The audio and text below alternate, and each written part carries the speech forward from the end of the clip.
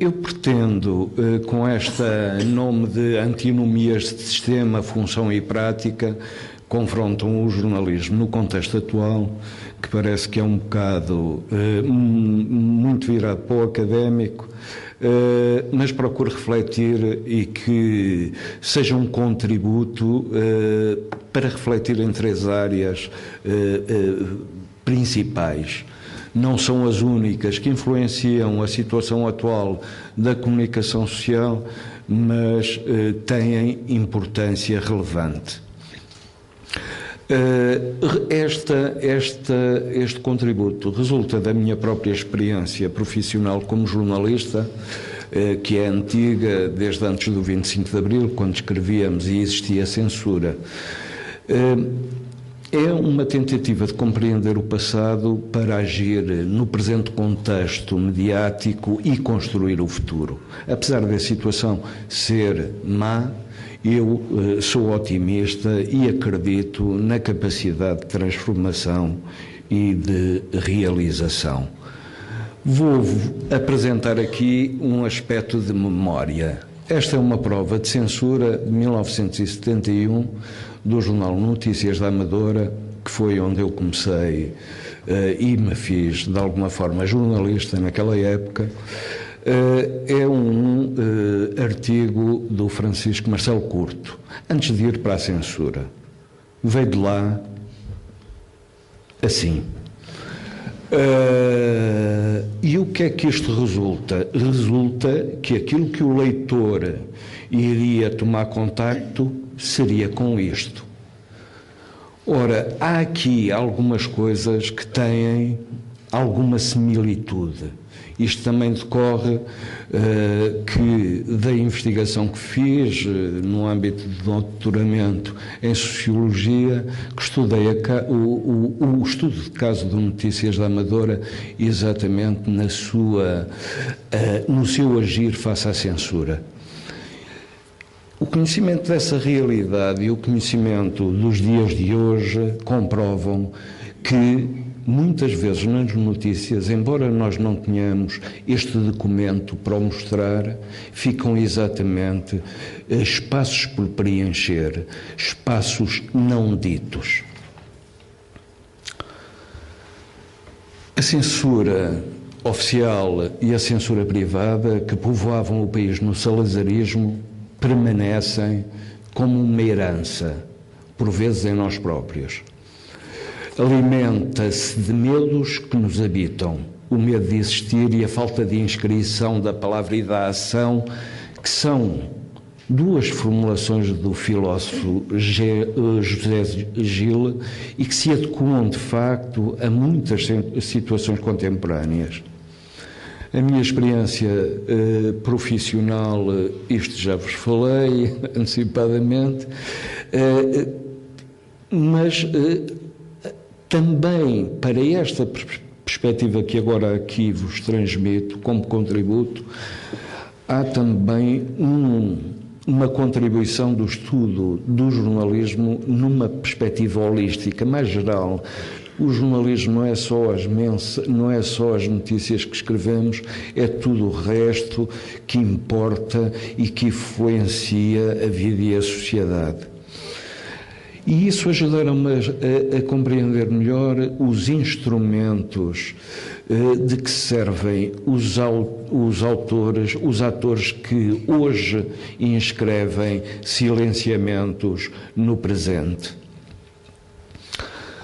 Não farei uma incursão ao passado, tanto mais, e só para citar o poeta Afonso Duarte, tornar ao passado é sempre um resto, ou pior, uma falta de saúde.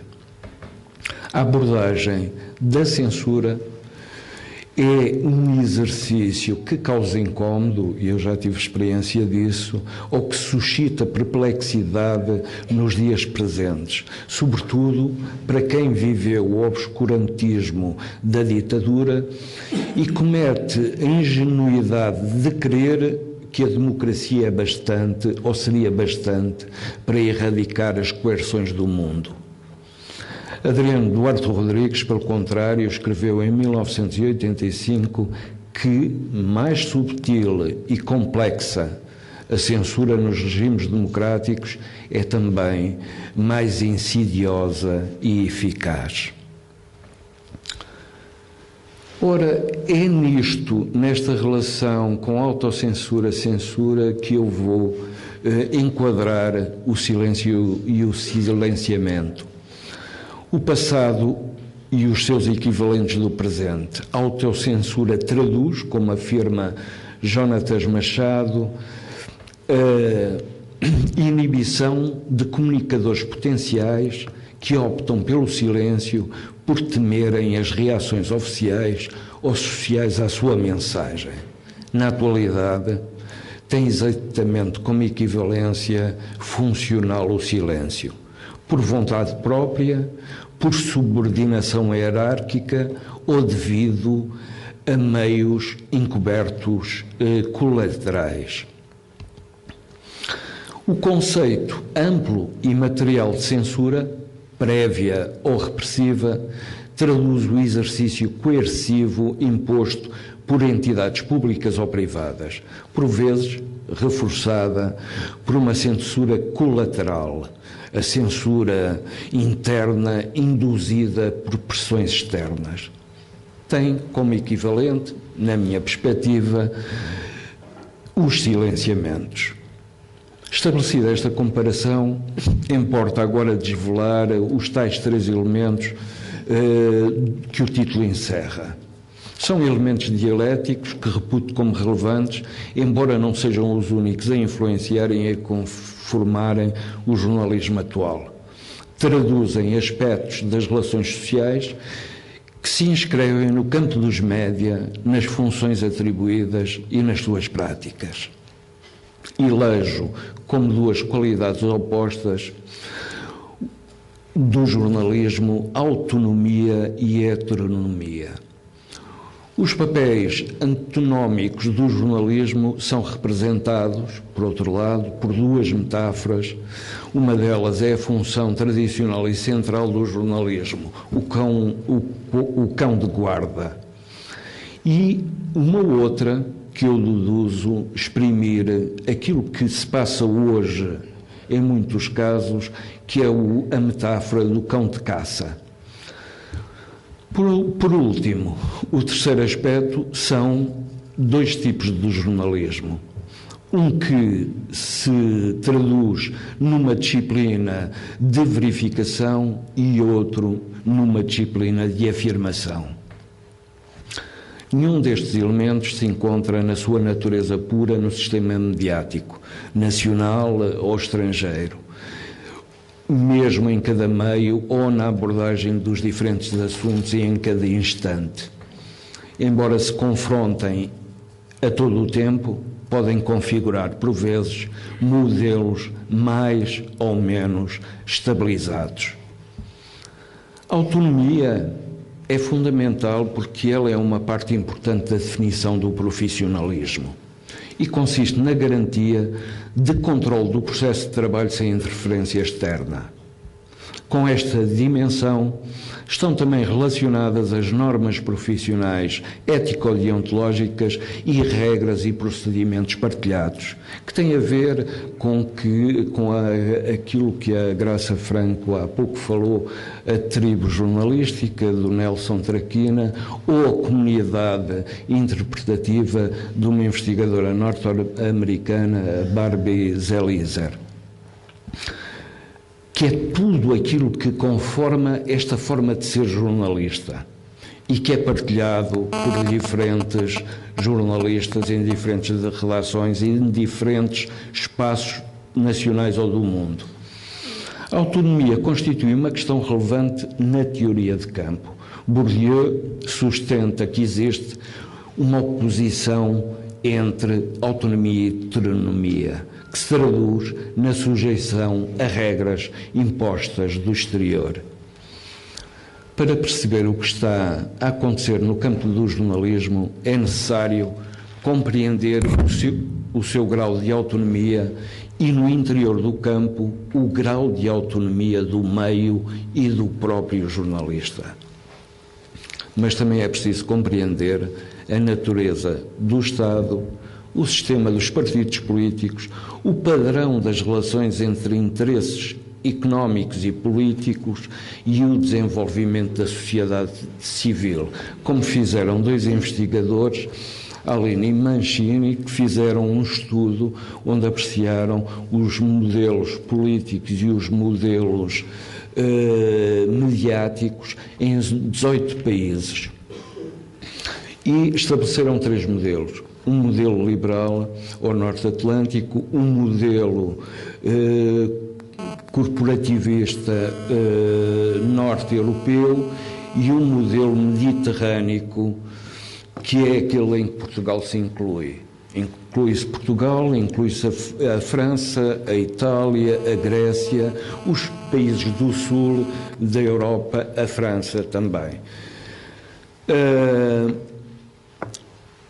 Esse estudo que caracteriza os diferentes modelos e como é que cada um nesses modelos os meios se relacionam com os poderes, não apenas o político, mas também os poderes económicos, eles definem também um conceito útil a esta heteronomia. É a dimensão de paralelismo político, que consiste no grau e natureza das ligações entre os média e os diferentes poderes políticos e económicos. E no estudo deles, Portugal é dos países em que se verifica uma maior ligação entre o sistema mediático e os poderes. E também é o país onde se verifica os piores indicadores de leitura e a comparação entre a leitura e o visionamento da televisão. Nós estamos, relativamente a outros países europeus, estamos nos piores patamares. A outra questão, o cão de guarda versus cão de caça. A metáfora de cão de guarda refere-se àquele que é o papel fundamental do jornalismo, que é o de servir o interesse público, traduz a função de escrutínio dos poderes e das organizações. A liberdade de expressão e de imprensa está inscrita desde o século XVIII nas declarações fundadoras dos direitos, liberdades e garantias. A Declaração de 1776, a Declaração de Virgínia, pouco antes da independência dos Estados Unidos, e a Declaração dos Direitos do Homem francesa de 1789.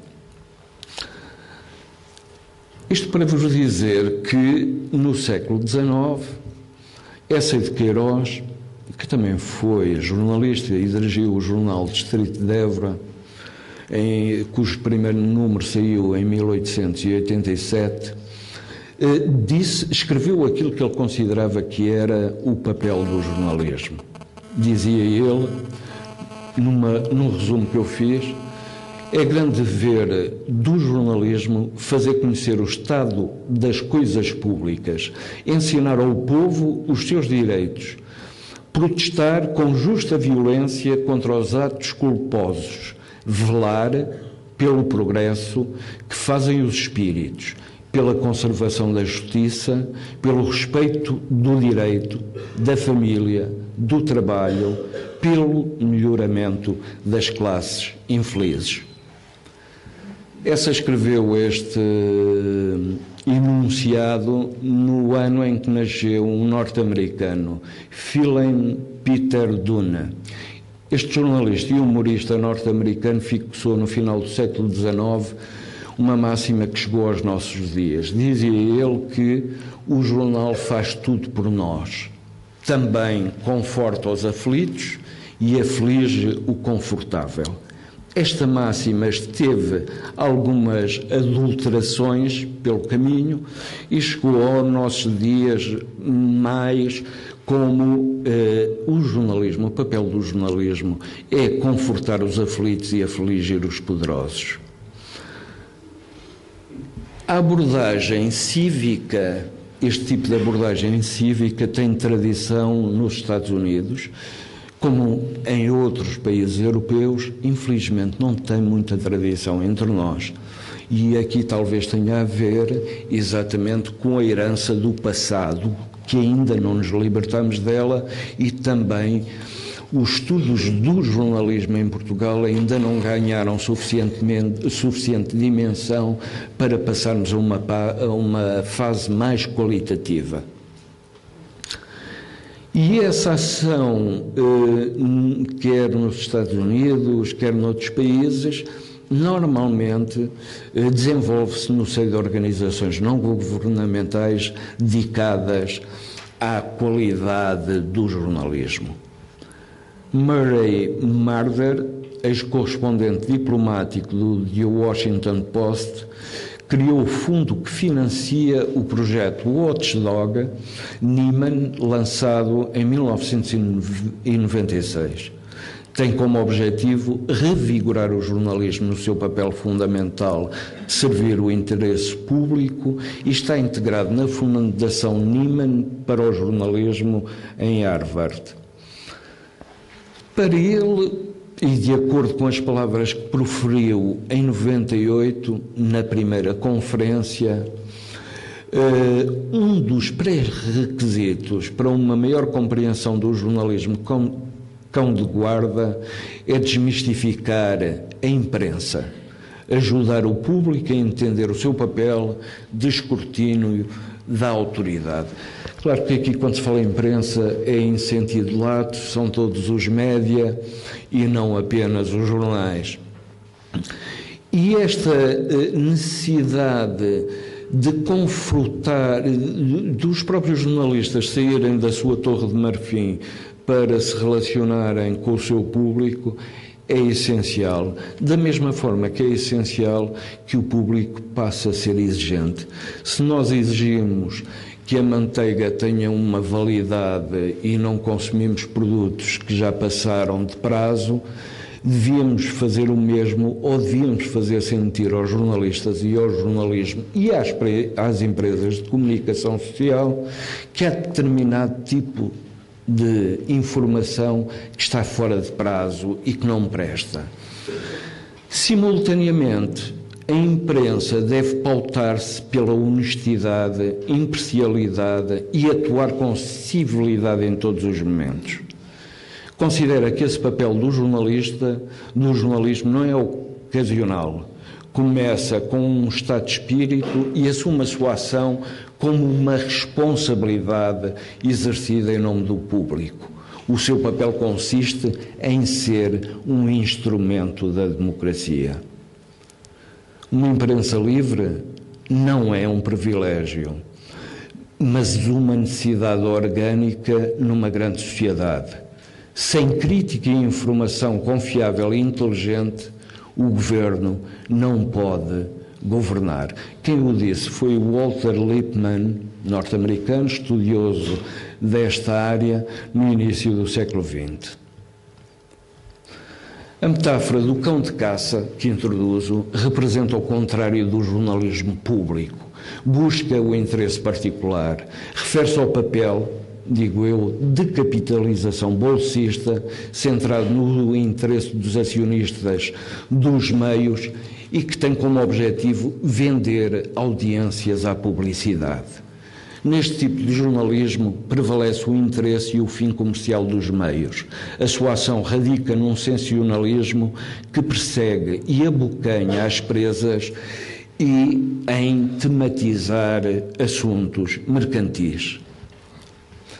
Dois norte-americanos, Kovac e Rosenstiel, autores do livro Os Elementos do Jornalismo, citam uma passagem da história da Guerra do Peloponeso, escrita pelo general ateniense Tucídides, no século V a.C., para introduzir o conceito de jornalismo de verificação. Tucídides explicou na introdução da obra os seus métodos de relato, a metodologia da verdade que procurava estabelecer. Diz Tucídides: No que diz respeito ao meu relato factual dos acontecimentos, tomei por princípio não escrever a primeira história que me surgia e nem mesmo guiar-me pelas minhas próprias impressões gerais. Ou presenciei pessoalmente os acontecimentos que descrevi, ou foram-me relatados por testemunhas oculares cujas descrições confirmei o mais aprofundadamente possível.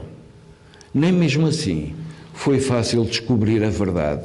Diferentes testemunhas oculares forneciam relatos diferentes dos mesmos acontecimentos, devido à preferência que tinham por um ou outro lado, ou devido a imperfeições de memória.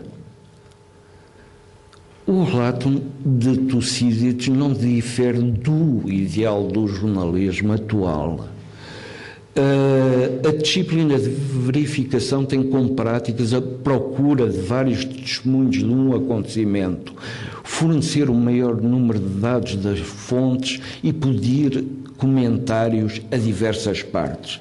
Isso está tudo aqui neste pequeno, é o código deontológico dos jornalistas, que os jornalistas devem trazer na carteira para não se esquecerem destes princípios.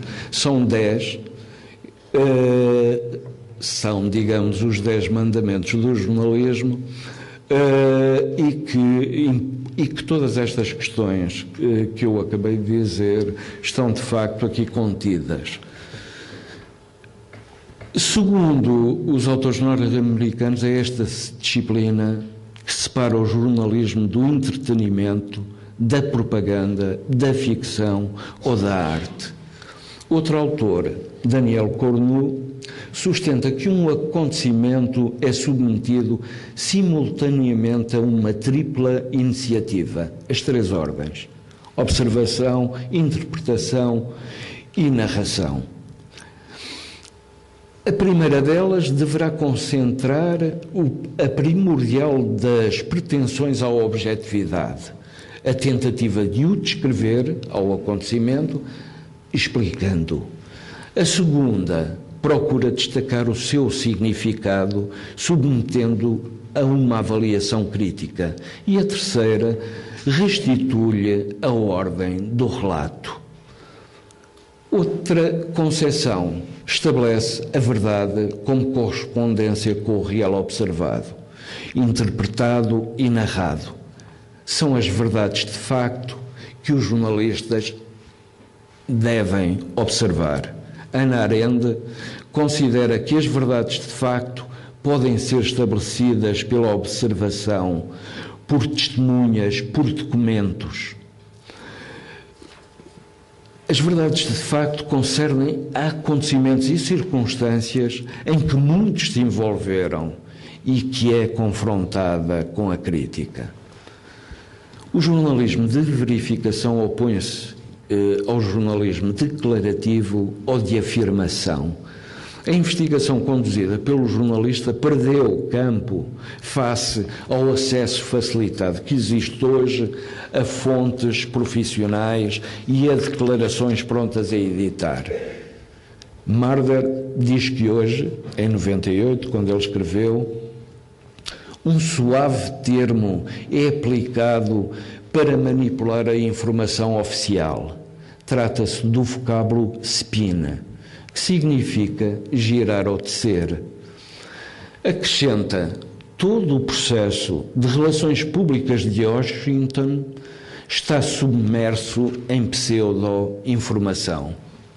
Mas há críticas mais duras ao ofício dos spin doctors, que teve origem nos Estados Unidos nos anos 80 do século passado. Os novos publicistas surgiram para corresponder à necessidade de difundir soundbite, isto é, ferroadas sonoras, traduzido à letra. O dicionário Collins refere-se aos spin doctors como relações públicas que tentam evitar a publicidade negativa, divulgando uma interpretação favorável das palavras ou ações de uma empresa, partido político ou pessoa famosa. A tensão estabelecida entre estes dois conceitos, verificação, afirmação, interpela a necessidade do apelo à reflexão e ao pensamento crítico, que se perdeu, em grande parte, nas redações. E, em vez disso, o que é que sucede? O jornalista limita-se a escrever. Ele disse, ela disse. A crítica é que o jornalista não pode limitar-se a ser estenógrafo, segundo Marder, ou ser, como se chamaria, diríamos hoje em dia, ser pé de microfone ou corticola. Walter Lippmann defendeu que os jornalistas devem adquirir mais espírito científico. O campo de formação do jornalismo deve fazer do estudo da prova e da verificação a sua pedra angular. Regressa ao ponto de partida, ao silêncio, isto é, quando o jornalista, perante a circunstância, coíbe-se de pesquisar e de difundir determinada informação, e aos silenciamentos, ou seja, quando o jornalista é pressionado a não noticiar ou é pressionado a dar a notícia que interessa à fonte, à empresa. Silêncio é uma coisa que os jornalistas aprendem logo quando entram nas redações. Bourdieu chama-lhe socialização subjetiva. Ou seja, é quando os novos candidatos a jornalistas, os estagiários, adquirem, incorporam os limites daquilo que podem fazer e dizer. A precariedade faz o resto. Os estagiários rodam hoje por estágios à borla, trabalham à peça publicada ou a recibo verde. Alguns exemplos. Em relação a algumas coisas, poderia juntar muito mais, e estes são algumas questões em que eu estive envolvido ou que conheci. Nos anos 90, na revista Sábado, a ideia que se passava era que não se podia fazer abordagens neorrealistas, não se podia falar sobre as pessoas infelizes, porque o tempo era de gente de sucesso. No Económico e na Exame, para alguns dos temas, nunca era oportuno o momento. No século XXI, fez um inquérito diagnóstico a jovens jornalistas que diziam que chefias e editores orientavam a abordagem e indicavam quais eram as fontes que eles tinham que ouvir e pressionavam para que aligerassem os procedimentos deontológicos. Quanto aos silenciamentos, são reforçados por alterações na estrutura da redação e organização de trabalho, despedimento e reforma de jornalistas sénior. As direções passaram a ter assento nas administrações, em alguns dos meios, novas tecnologias, polivalência, o predomínio das fontes profissionais, a perda de influência das organizações representativas dos jornalistas. Quanto às fontes profissionais, só vou dizer-vos isto. Em 2000, no início do século, foi feito um estudo académico e concluíram para 4 jornais, Diário de Notícias, Jornal de Notícias, Público e Correio da Manhã, 7 em cada 10 notícias tinham origem em fontes organizadas. Agência noticiosa, agências de comunicação, assessores, gabinetes de relações públicas. Só 3 eram da iniciativa dos próprios jornalistas das redações. Estão-me aqui a silenciar. Esses silenciamentos ocorrem por desinscrição, quer por inscrição de interesses. Ou seja, ou não se publica determinadas coisas, ou aquilo que se publica faz com que outras não surjam no espaço público. E eu então paro por aqui, mas esta é uma questão dos nossos dias. É o excesso de informação. Eu só vos mostro aqui uma Teria aqui um caso sobre a importância da agenda do Fernando Lima, um artigo que ele publicou no Brasil, em que diz, só para citar esta, uma informação não domesticada constitui uma ameaça com a qual nem sempre se sabe lidar. Fernando Lima é o consultor político do Presidente da República. E apenas terminar aqui com este poema do T.S. Eliot. Ele perguntou: onde está a sabedoria que perdemos no conhecimento? Onde está o conhecimento que perdemos na informação? Eu acrescento uma outra questão: onde está a informação que perdemos na explosão da comunicação?